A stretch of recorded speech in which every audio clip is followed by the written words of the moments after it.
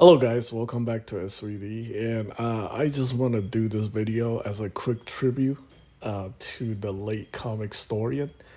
I never was really big into comic books. When I first moved to the US in the 90s when I was a teenager, I think it's like 1992, 1993-ish. I was in grade school in sixth grade and I actually started reading X-Men comic books and started collecting X-Men comic cards. Unfortunately, I had a very, a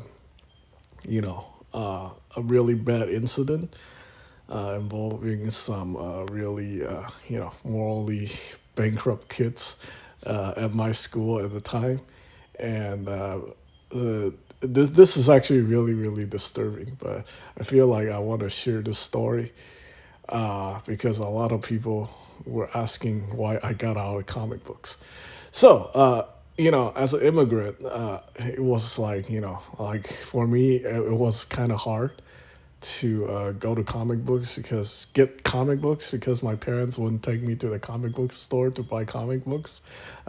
They have no idea what X-Men is, but to them it sounds kind of weird, you know, because it's got the word accident. And my parents are like kind of out of touch. They're like, well, what is this? This is so violent, and like all the women's are like, drawn super sexualized and stuff like that. So they think this is something that's just off, right? They don't want me to get into the stuff. So essentially, for me to get these comic books, I basically have to trade candies with like other school kids. I was going from school to school because apparently like I trying to learn English and they keep putting me in schools where there aren't enough like English second language education kind of situation. So it's actually very hard for me to learn the language. So I went to this school, and there were other Asian kids who are, I guess their parents let them buy comic books, but they don't want them to eat candy and stuff like that because they're getting like kind of too obese and stuff like that. My parents would let me have like Snicker bars and stuff like that. So I took the Snicker bars, right? And of course, you guys know me. I just start making deals with these kids with the comic books. I'm like, okay, I'll trade you like two Snicker bars for one comic books.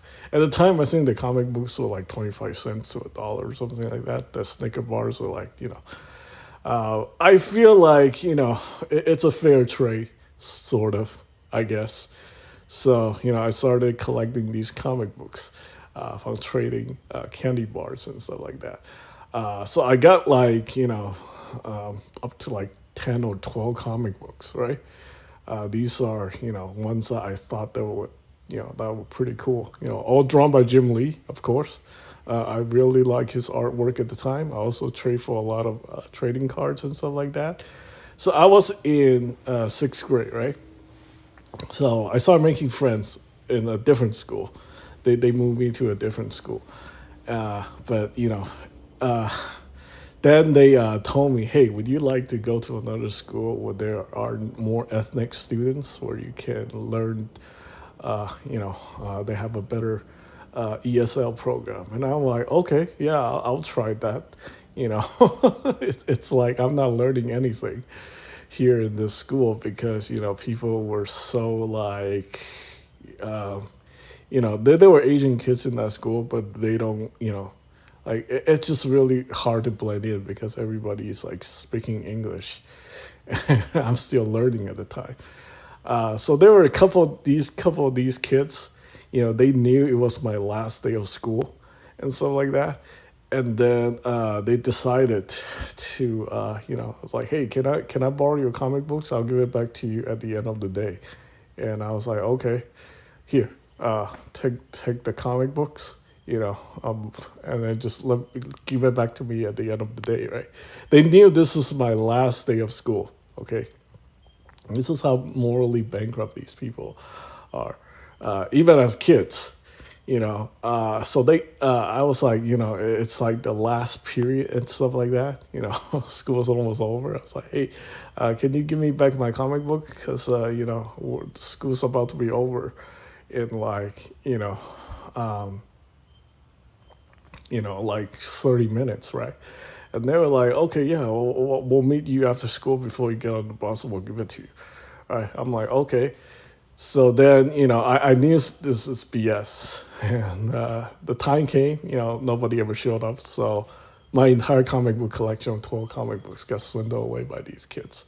And after that, I'm just like, okay, well, I don't have any other means to get comic books. I went to this ESL school where everybody is like ethnic, from other countries, and nobody cared about, like comic books and stuff like that. They don't read comic books.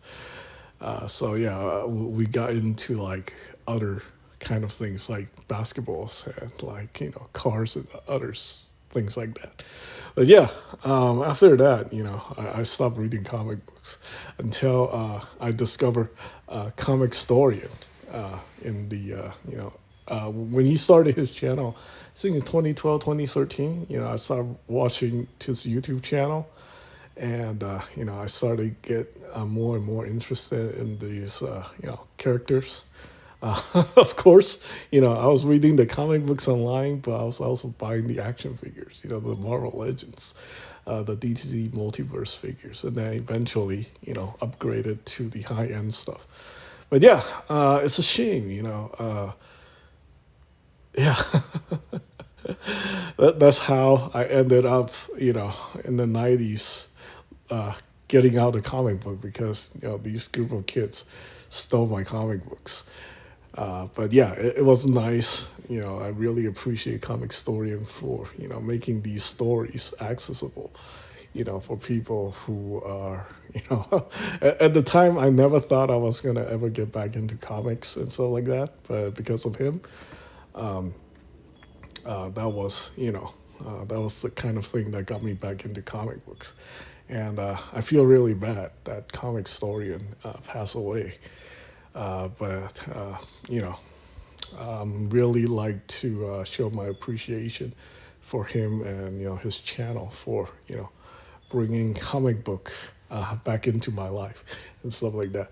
Right now, I'm just a casual fan of comic books. I don't want to get very deep into collecting the comic cards and stuff like that. A lot of my friends were trying to get me interested in those, but I was very knee deep in those basketball cards. A while back, I showed you guys like pack openings and stuff like that. I was actually really addicted to that stuff in the 90s.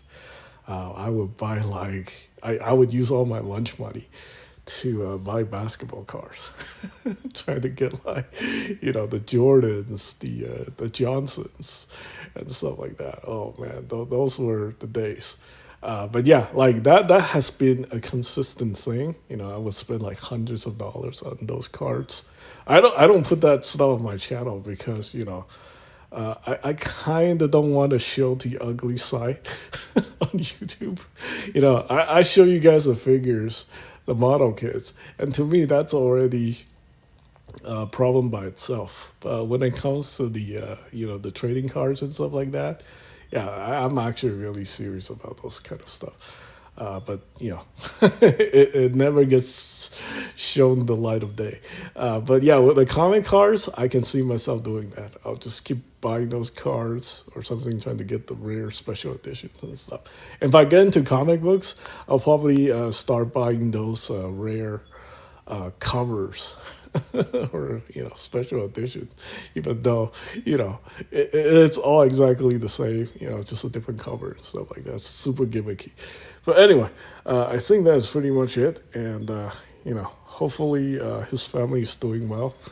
I kind of trying to get into, I kind of want to find out what exactly happened, and I think most of the detail has been released by the public. So it's yeah. Anyway, rest in peace, Comicstorian. I appreciate everything that you have done for the comic book community, and that's pretty much it for this video. Thanks for watching.